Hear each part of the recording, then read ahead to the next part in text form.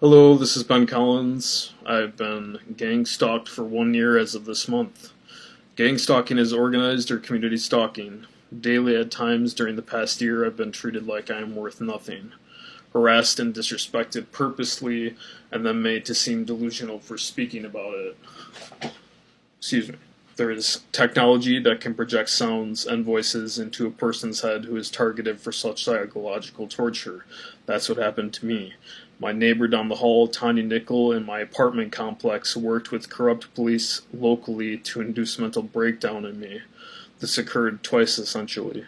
The first instigated and orchestrated event took place last September, 2018. The people who did this to me wanted me to realize and know from that point on that I was targeted by mind control that day and leading up to that event. I've been gang stalked since an argument I had with my stepfather and mother.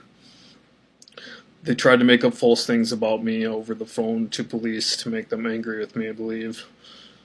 Them being police, especially being angry. I am under surveillance 24 hours a day, 7 days a week.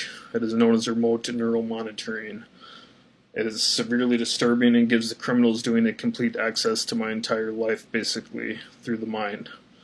They can use a computer on their end to see everything I do in real time, even through my eyes, as though my eyes were like cameras. I am humiliated daily, mocked and verbally abused, sexually harassed and threatened. They've made references to my physical appearance to disrespect me. They are hateful and extremely arrogant. They are dangerous and fit the definition of domestic terrorists as well. They must be stopped. They are talking to me in the other room as I write this. I have almost been imprisoned due to them. I have almost been sexually assaulted due to them. I have almost been murdered several times by them. People I trusted won't even acknowledge the credibility of my detailed accounts of abuse I've experienced, obviously, firsthand. I live more isolated than before at times. I feel alone and very abused. I want their direct energy weapons or devices of psychotronic warfare removed from their possession and confiscated.